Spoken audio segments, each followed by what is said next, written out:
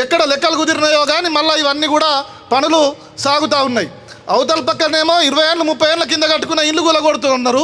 ఇవాళ ఈ కబ్జాకోరుడు ఈ దొంగలు చాలామంది అన్యాయంగా అక్రమంగా కట్టుకున్న ఇండ్లకు దగ్గరుండి సిగ్గు శరం లేకుండా పర్మిషన్లు ఇచ్చి కట్టేటప్పుడు కాపలా కాస్తున్న ఈ దొంగలందరూ ఇవాళ ప్రభుత్వం పేరుతో అధికారంలో ఉన్న సంగతి మనం మర్చిపోవద్దు. ఇవాళ అక్కడ మధు పార్క్ రిడ్జ్కు పిక్నిక్ పోయినట్టు పోతున్నటువంటి అన్ని పార్టీల సిగ్గులేని నేతలందరినీ కూడా నేను ప్రశ్నిస్తూ ఉన్నా. మీరు కేవలం కంటి తుడుపుగా ఏదో ఒకటికి పోయి రావడం, అక్కడ మీ మొసలి కన్నీరు కార్చడం, మీ దొంగ ఉపన్యాసాలు ఇవ్వడం కాదు. సమస్య మూలాలను మీరు ఎందుకు పట్టుకోవట్లేదు?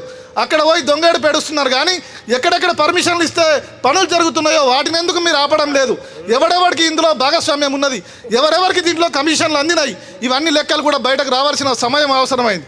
ఇవాళ తెలంగాణలో ఉన్న ప్రజలు, ముఖ్యంగా హైదరాబాద్లో 100 సంవత్సరాల నుంచి ఇక్కడ మురికివాడలో జీవిస్తున్నటువంటి ప్రజలందరూ కూడా అడుగుతున్నారు, ఈ నగరం అందరు బతకడానికి కాదా? కేవలం కొందరు తమ లాభాలను సంపాదించుకోవడానికైనా, కొందరు తమ భవ్య సౌధాలను నిర్మించుకోవడానికైనా, కేవలం కొందరికి ఊడిగం చేయడానికైనా ఇక్కడ ప్రభుత్వాలు మారుతున్నది.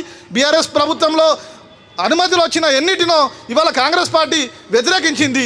ఇవాళ కాంగ్రెస్ అధికారంకి వచ్చినాక అందులో ఏ ఒక్కటి కూడా ఆగకుండా అన్నీ జరుగుతూ ఉన్నాయి. దొంగలు ఊర్లు పంచుకున్నట్టు అప్పుడున్న పాలకులు ఇప్పుడున్న పాలకులు కలిసి పంచుకుంటే సామాన్యుడు ఎక్కడ పోవాలా? ఇవాళ హైదరాబాద్లో ఉన్న పేదలకు ఎవరు దిక్కు? వీళ్ళు ఎక్కడ పోయి మాట్లాడుకోవాలా?